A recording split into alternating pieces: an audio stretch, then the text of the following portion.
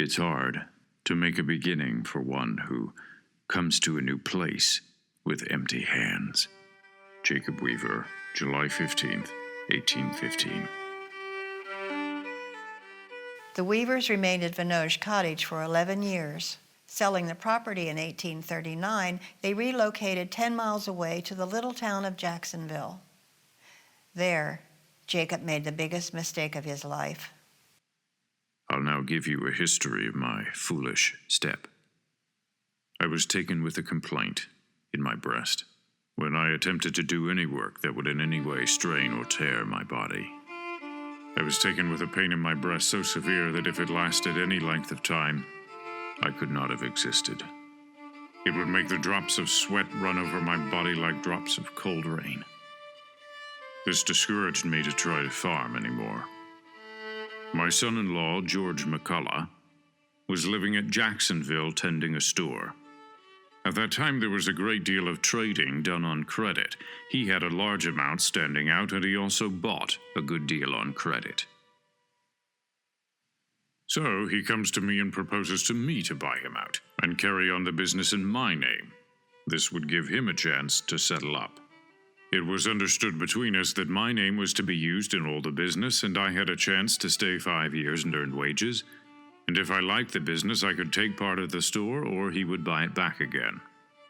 I thought it was a good chance for me in my situation, so I went out by myself the first year, and business seemed to go on very well. There was still goods being bought on credit. The next year, the prospect changed. Times got hard, and one that owed failed here and another there, and in comes the bankruptcy law. One takes that here and another there, and by that means, Daniel McCullough had to take it. Behold, my son-in-law and I had to take it. The whole affair stopped my little money. I had spent to make a living. My lots were under mortgage, myself not worth much for any more hard labor. So the prospect is dull to redeem my loss. The young man who had come to Indiana in 1813, full of promise and expectation, was now broken. Though he would spend the remainder of his life trying to repay his debts, he never could. When Jacob and his family first arrived in Indiana Territory, the United States had been at war with Great Britain. 33 years later, in the spring of 1846, war would break out between the United States and Mexico over the annexation of Texas. Jacob Weaver was now almost 70. It's needless to say much about the war affairs. Perhaps you know more about them than I do. Only I will state the governor of Indiana ordered 3 regiments of volunteers to be raised. One company has been raised in the county I live in. They're to start out today at 5 o'clock. On Thursday last, the citizens of Vevey assembled to witness the departure of the Switzerland County Volunteers. A splendid banner, made expressly for the occasion by the ladies of this place, was presented to the company by Mrs. J. L. Dumont. Receive this token of our trust. The flag that bears those stars and stripes is a proud one. Bear it forth, then, gallantly. The volunteers embarked at about 6 p.m. amid the loud cheers from the vast multitude of people assembled on the banks. Indiana Palladium, June 13th, 1846. On the Ohio River, Switzerland County's volunteers headed downstream, filled with dreams of martial glory. Left behind on its banks, Jacob Weaver approached the end of a long and hard life. He had been in Indiana now over 30 years. Dear brother, I take this opportunity of writing a few lines to you, with fresh hopes of once more conversing with each other by letter, as we used to do. I'll now inform you that on the 21st of this present month, June, it'll be 5 years since my wife's been dead. About 10 years before she was taken with a stroke of the palsy in her left side, which enfeebled her very much. She had 2 small shocks afterwards. Every time made her weaker till it brought on the asthma. She had great difficulty breathing. A few days before her death, she was taken with the dropsy. About 11 days before her death, she was unable to lie in bed on account of difficulty breathing.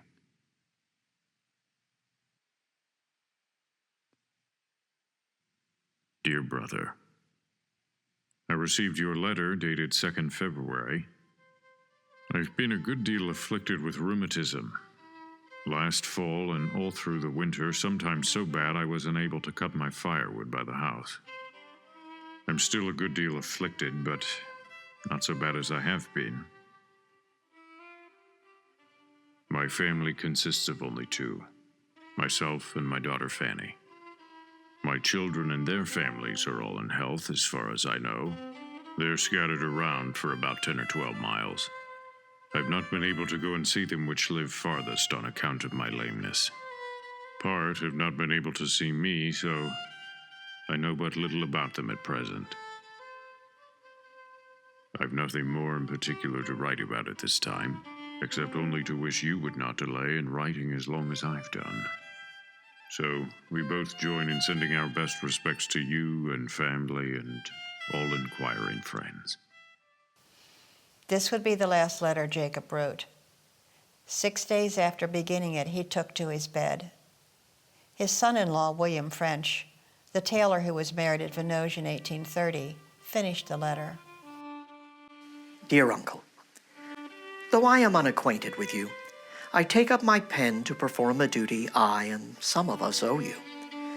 That is, to finish this last sheet you will ever receive from the hand that commenced it.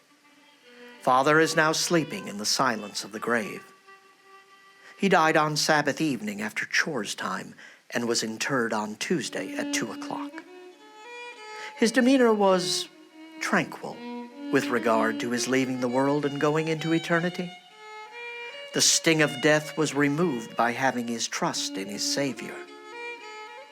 I do not know but that John Weaver may have written you before this time as he intended.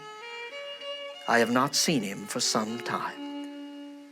But I thought it might be gratifying to you to receive this, as it is his last writing. I send you a small portion of his hair that you may keep it for his sake. Jacob Weaver died on December 26, 1847, at the age of 71. That lock of hair was the only part of Jacob Weaver ever to return to Ulster County. His daughter Fanny, who had been the constant caregiver, was absent at the time of his death. William French penned she was going to write, but the week following Jacob's death, she had married a widower with 4 children. Fanny was the young daughter whom Jacob's father was convinced would not survive the trip to Indiana. She did. It was she who took care of Jacob at the end of his life. With that responsibility now fulfilled, Fanny married to begin her own life. Sadly, we hear no more of her. If it were not for the brief mention in these letters, she too would be forgotten. John Weaver did indeed write that long and detailed letter to his uncle. His last paragraph is perhaps the most telling. Dear Uncle, I wish you to write to me when you receive this, and then I will write to you on other subjects in general. My father's death should not prevent us from keeping up a correspondence, although we are almost strangers to each other. Yet we are not quite. For young as I was when I left there, I recollect my grandfather's house, the barn, the spring, the little brook, and the puddle where the ducks used to swim between the house and the barn, and many of the choice peach trees in the orchard. They are as fresh to my memory now as though I had seen them only yesterday. The desire to maintain connections to a life and family members left behind burned strong in John Weaver. His father had taught him well.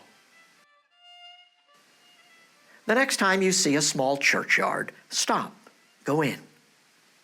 Take the time to walk amongst the stones. The hyphen between the dates of birth and death can only hint of lives once lived. It beckons you to discover stories yet untold. Thank you for watching.